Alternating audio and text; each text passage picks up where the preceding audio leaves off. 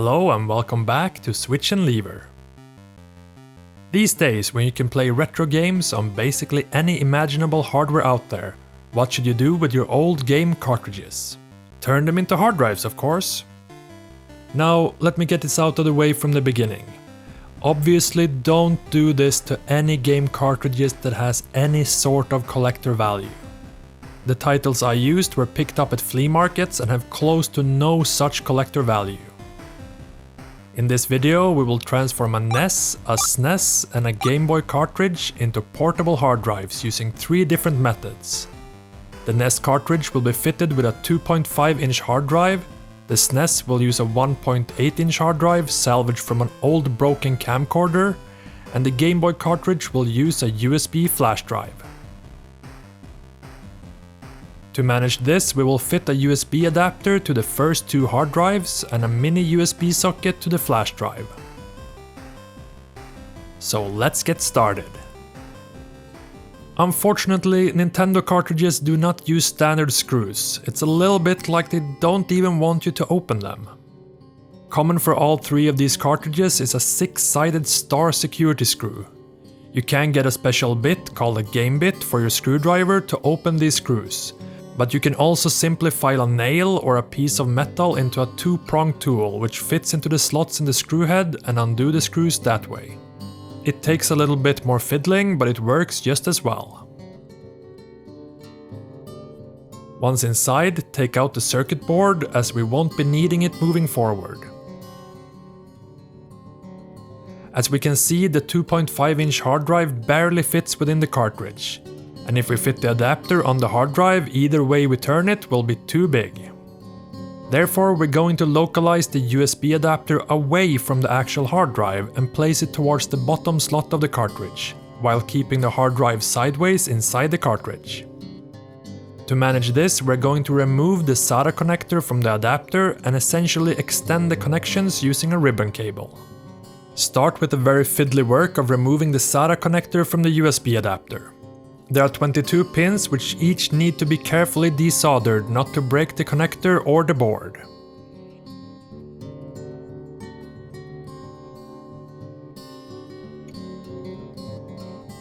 Strip the ends of a ribbon cable and solder the 22 leads of the SATA connector carefully to the ribbon cable. Pre-tinning all the leads on both the SATA connector and the cable helps greatly, as does working with tweezers.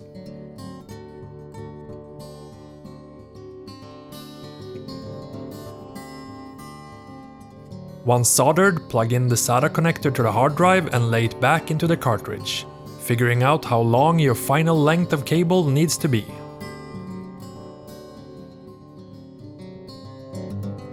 Trim to final length, strip the ends and solder the corresponding ends to the USB adapter, so you essentially have just extended the SATA connector.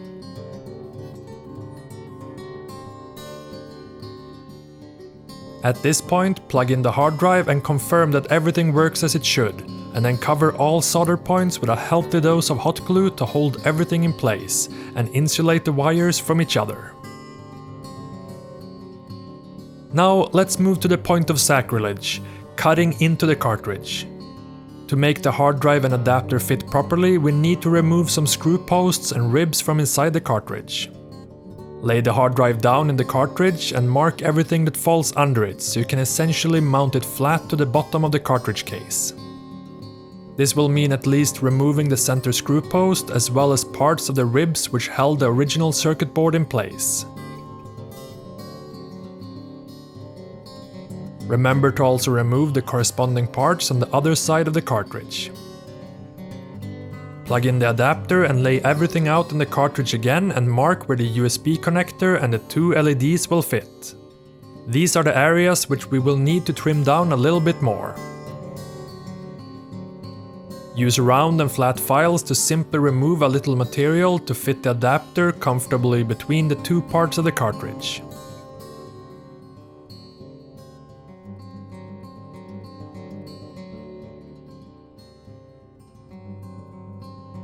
Once done, secure it into place with more hot glue. You're going to be plugging in a USB cable repeatedly, so make sure the adapter is secured properly.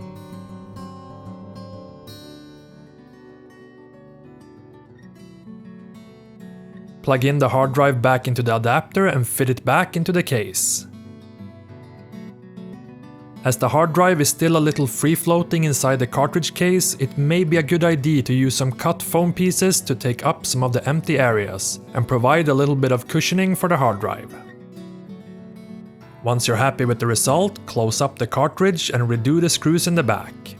Even though you can't screw in the center screw as we removed that screw post, it will hold together just fine with the 2 remaining screws. Wonderful! The first portable hard drive is done. Only 2 to go. Fortunately for us, the other 2 ones are much easier to put together. So let's take out the SNES cartridge and get that into shape as well. Like before, open the cartridge and take out the circuit board. We're going to fit a smaller hard drive into this smaller cartridge. This 1.8-inch hard drive has what is called a ZIF connector, for which you will need a special USB adapter. Luckily, these adapters can be picked up on eBay for just a few dollars. They use a much thinner flat flex cable to connect between the hard drive and the adapter. In the SNES case, there isn't as much that needs to be removed, only the center post, which can easily be snipped away with some side cutters. Unfortunately though, most ZIF adapters also double as compact flash card adapters, and the compact flash connector on the circuit board makes the hard drive unable to fit into the case. You can definitely desolder this if you have the patience, or you can carefully snip the entire connector out. Just make sure you don't accidentally rip out any traces or short anything out, breaking the adapter.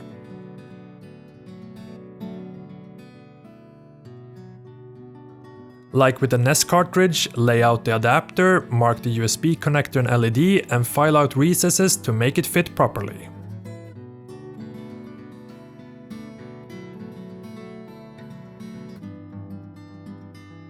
Go slow and in small steps and you will get a neat result and won't accidentally remove too much material.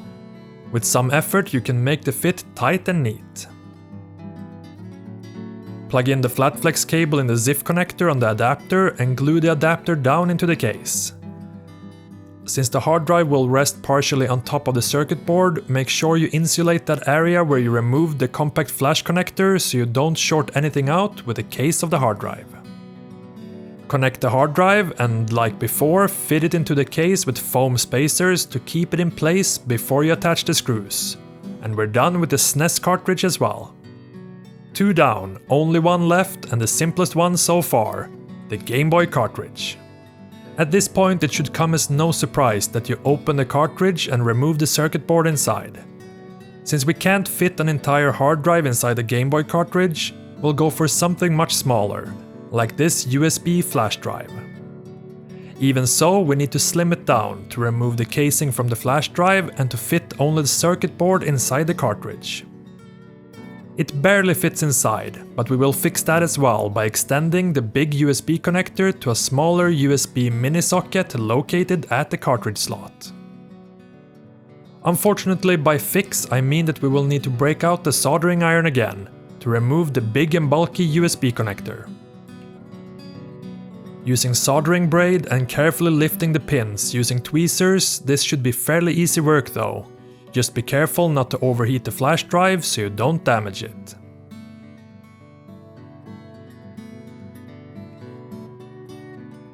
Take the female USB mini socket and solder thin gauge wires to 4 out of the 5 pins as well as a shield connector. Refer to the schematic on the screen if you're wondering how to wire the connectors. I didn't have the proper color wires, so don't get confused why they don't match.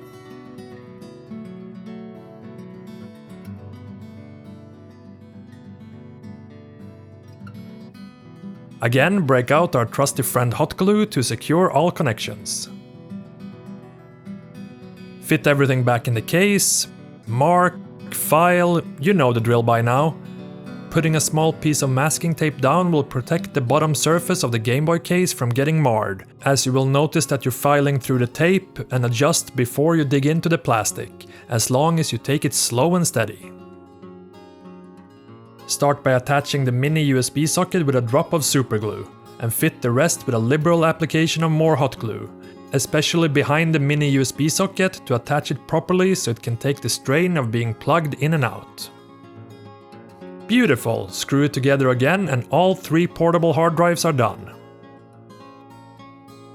However, there's one last thing we can do, because frankly, aren't they a bit boring and nondescript the way they are now? That's it, they need new labels to properly reflect their new lives. A new shiny label for each one of the cartridges. Of course, we need to remove the old labels first, and for anyone who's tried to remove labels, especially old ones, know what a pain it can be, with labels which split into tiny fragments and take forever to remove piece by piece. There is a way to make it much easier though, with a slight application of heat. Using a hot air gun or a hairdryer, carefully heat up the label area. The heat will soften up the adhesive of the label, making it easier to peel off. Do be careful though, and don't heat up the plastic too much as it may damage the cartridge. It should at no point get too hot to touch. As you can see, the labels peel off quite easily even with just a little application of heat, and they're now ready to receive their new labels.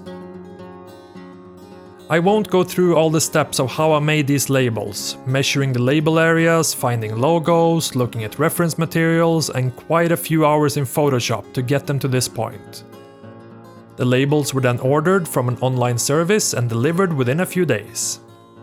You may think that we're done now that the labels are on, and we very well could be, but there's one little detail which could lift this project even more, and that is a custom icon when you plug in your hard drive to your computer. It's a very easy procedure. All you need to do is to place a file called autorun.inf in the root of your hard drive, together with whatever icon you want your hard drive to have. The autorun.inf file needs the following text to make the ICO file work properly as a drive icon. You can find free icons to adorn your hard drives, folders, shortcuts, and everything you can imagine with a simple Google search. Or make it yourself using an icon editor. Either way, there you have it, 3 new portable hard drives in a retro cartridge case. I hope you enjoyed this build and that you will go out and create new things based on it. I would love to see someone doing this with other retro game cartridges.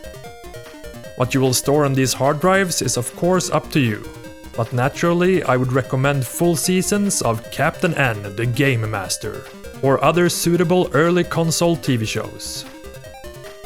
Remember that there is a wealth of more videos on this channel. Check out a few and subscribe if you haven't already. Go ahead and follow on Instagram as well for more regular updates. Until next time!